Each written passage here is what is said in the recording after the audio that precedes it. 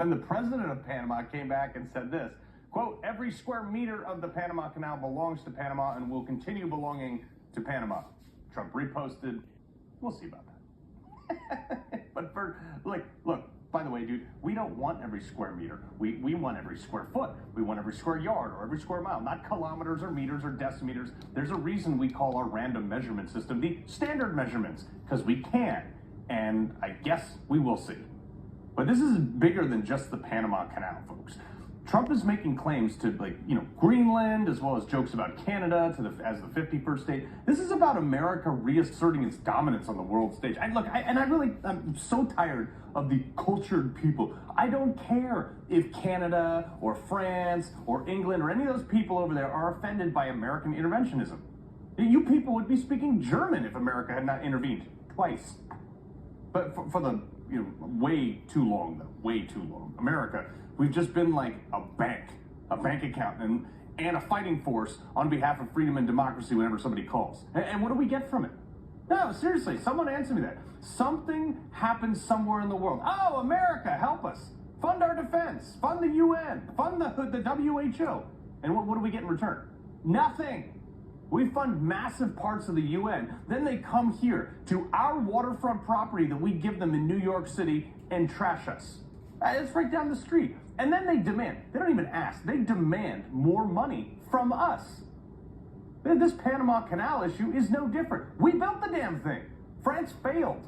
A couple of years prior, we bought their beat-down equipment for $40 million back in the day. We took the land over from Colombian control at the time, with our military presence, by the way. November 6, 1903, we essentially formed Panama and liberated them from Colombian control. And then 2 weeks later, November 18, 1903, we signed a treaty for, quote, the use, occupation, and control of a zone of land for the construction, maintenance, operation, sanitation, and protection of the land that would become the Panama Canal.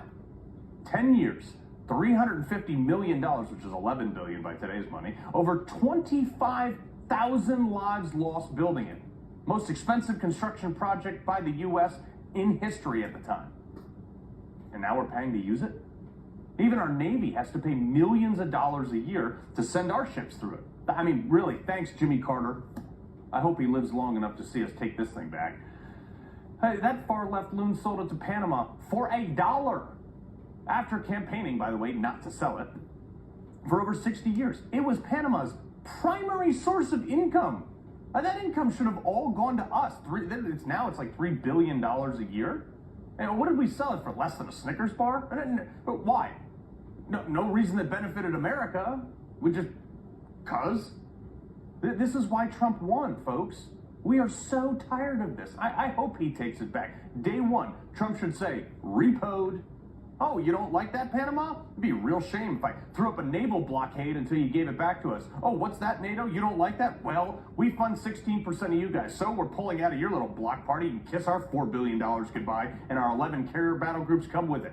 Good luck with Russia, Poland. Let me know how that works out. I will watch the Polish president get on the phone with the EU, who will call the Panamanian president that night, and they will give it back to us tomorrow. Mark my words. People think Trump is crazy for all this stuff. But now that I lay it out, is it really that crazy? It's something of extreme strategic importance, holding access to countries and companies to not have to travel like an extra 12,000 miles around South America. Not to mention, it was ours, and we gave it away for like a pack of gum. Trump is like 9 steps ahead of all these people. Oh, China, you don't want to play ball? You want to invade Taiwan? Well, then you can go around the tip of South America. Sorry, one of your ships now has to burn an extra 1.2 million gallons of fuel a day at $2.50 a gallon, call it. 18 extra days of operation to go all the way around the southern tip of South America. That's about $3 million just in extra fuel, not to mention the ship's wages per ship. Oh, by the way, Xi Jinping, if Russia wants to continue providing that fuel to you, then they can go around too. Good luck competing in a global market. Oh, what's that? Oh, now you want to leave Taiwan alone. Okay, yeah, thought so. Oh, hey, Taiwan, welcome. You're very welcome for that. Now I want you to discount all of our semiconductors and charge everybody else double. Or I can let China use the canal again. Why is Trump seemingly the only guy who understands this in politics in the last, 50 years. You see why this is not insignificant? America gives, if you include Ukraine, hundreds of billions of dollars to other countries. What do we get in return for that? Our astronauts are stuck on the International Space Station. Anyone else going up to get them? Nope, that's our problem. Elon is actually the guy coming to the rescue. Houthi rebels hitting cargo ships off the coast of Somalia. America, help us! 20 years in Iraq and Afghanistan. What did we get compensated for that? I lost a ton of friends over there. But China moved in and took over $1 trillion lithium mine right after we left Afghanistan. I mean, this is classic case of why Trump won. Some politician, Jimmy Carter in this case, made a really bad deal for America, and now Trump's gonna fix it. And then, oh, well, Carl, how's he gonna... Look, we don't keep 1,500 fighter jets, 500 naval ships, and 2,500 plus tanks for no reason. Oh, Carl, we can't be the world's bully. Yeah, okay, just their ATM, right? Yeah, how's that working out so far? I don't really care if you think the world will hate us. Most of them already do. The only reason they get along with most of these countries and us is because they're happily fleecing us. China's buying our bonds. We're turning around and giving that loan, that borrowed money right back to them. We just borrowed it from them. You think I'm crazy? Even Meghan McCain agrees with Trump on this. How often does that happen? I'm just saying.